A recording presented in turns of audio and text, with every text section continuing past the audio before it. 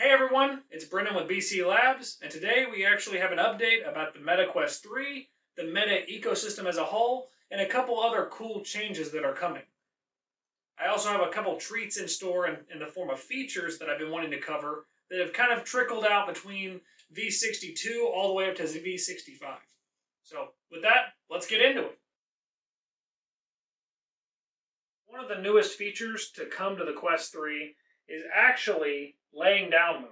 Now, instead of being able to recenter it just in different spots on the screen and be able to rotate and then recenter it over here, now there's the option for laying down mode. So essentially, all you do is you lay down, you lean back, and with hand tracking or controllers, you do the recenter command. You do need to enable this in the settings, which is under experimental features. Use apps while laying down. But that's pretty much all that's in that you have to do. One of the problems I'm having, is that when you full screen it, it puts it somewhere else. So you actually have to recenter again. They really, I don't think, planned all these interfaces around laying down them just yet. But still, this is pretty useful. Oh, see, same thing. So I wanted to show off this feature, but I do think that it needs a little bit more work, unfortunately. So that's just one feature to be on the lookout for. It dropped, I believe it was in V64 at the same time as the pass-through update that I covered last time.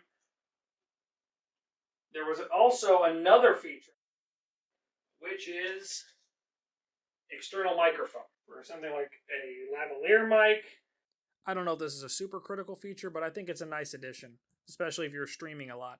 There's another feature I forgot to mention previously, which is the Bluetooth refresh. They added some new features and options to the menu for the mouse, the keyboard, controllers, etc. And I think this is pretty useful. I'm hoping this also means that they fixed the fact that mice couldn't infinitely go on the screen in a direction. This made it basically impossible to play flat screen PC shooters streamed to the headset. I mentioned in one of my previous videos that was in the works, multi-modal tracking.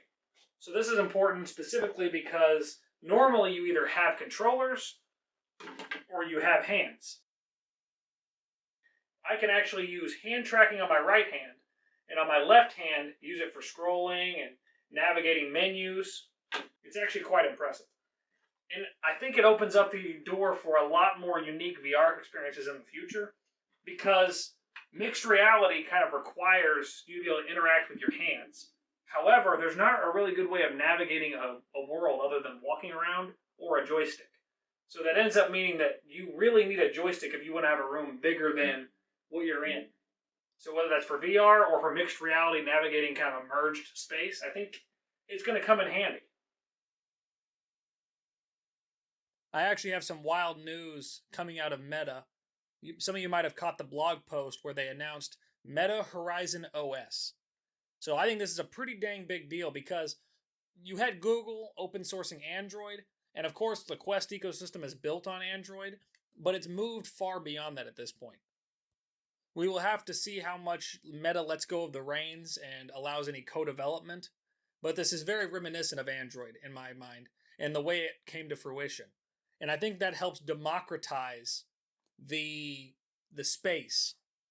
One of the biggest hurdles or problems with VR and XR right now is that it's a fractured space. Of course, you have your PC VR and your standalone, and standalone has Meta and Pico running a similar runtime, and then you have Vision Pro on the other front using a complete different system. And although there are differences amongst PC VR, that's one of the more monolithic and standardized options. Most people are going through Steam VR for that as their method of delivery and the runtime. So this is exciting to me because it might just start to optimize and standardize things for VR.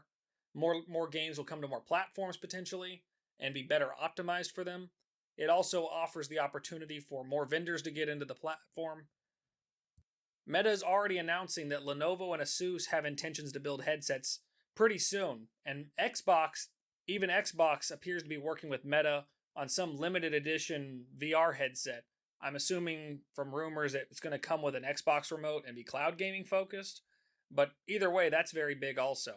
So that's already 3 vendors potentially working with Meta to bring this platform to some combination of their own hardware and Meta's. And that's not counting the already known Meta LG Quest Pro project that's supposedly in the works. There is even a footnote near the bottom of this blog post about Google being welcome to come to the platform with their current economic model. Now, we'll see if Google takes them up on that. I could see Google rebuffing them a bit since Google's making its own XR VR platform. At the same time, as I don't know, Google would probably be missing a major opportunity if it decided against making money on a competing platform. I mean, that's just essentially free money because there's really no money in hardware. And there's ways of getting, since Google Play Services already allows them to gather certain types of data, they're not giving up much of that either. Regardless of Google and the other manufacturers and Meta's plans, I just really hope this means with the discussion of a new framework and methods to bring apps to the store, and the fact that they're saying that App Lab is going to be more accessible. I just hope there is an opportunity to sideload apps even easier without dev mode coming in the future. I kind of read between the lines, and that's what I'm hoping. And I also hope that a third party app store, whether Google or Amazon or however, that delivers Android apps, comes to the Quest or the Meta Horizon OS.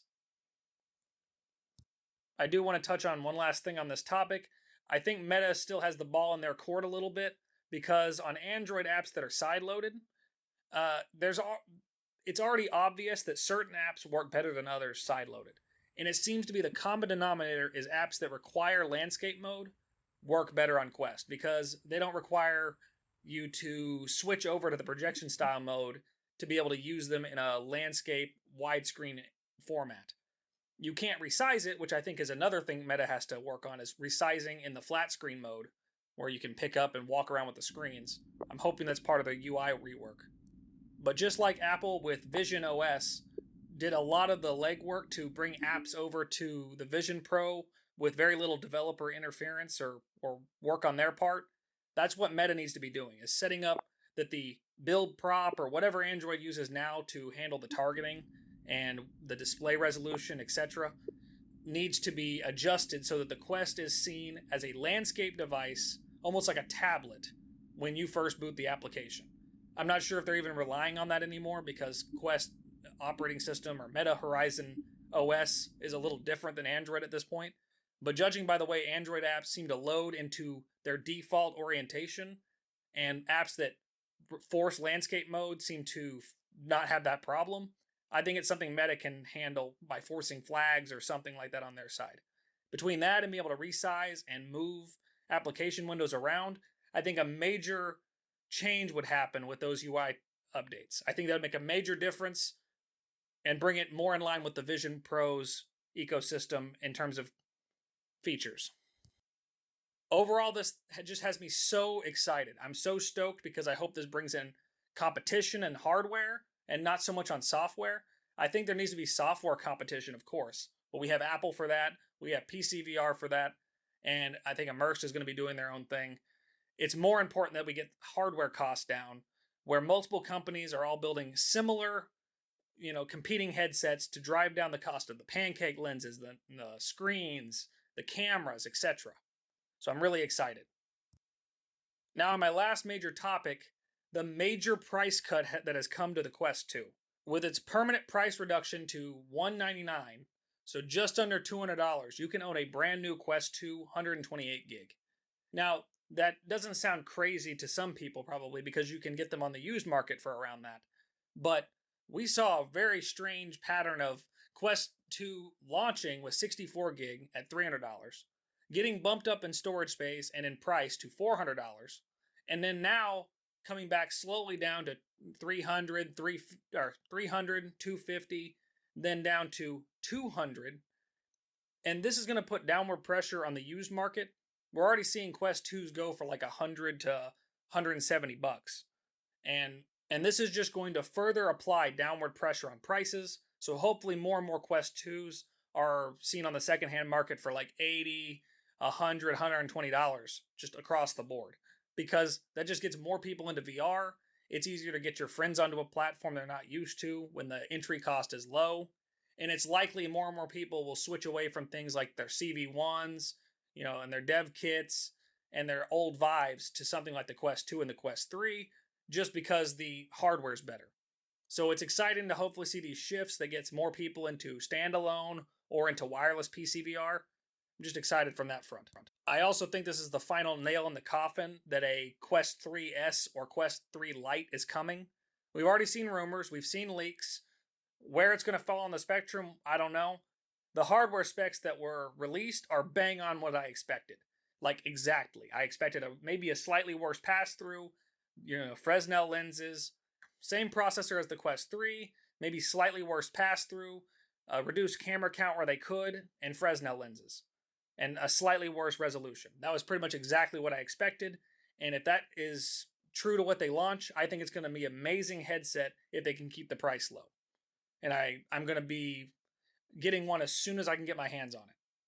Well, thank you everyone for tuning in. I hope these updates are as exciting to you all as they are for me. And as always, I'll see you guys next time.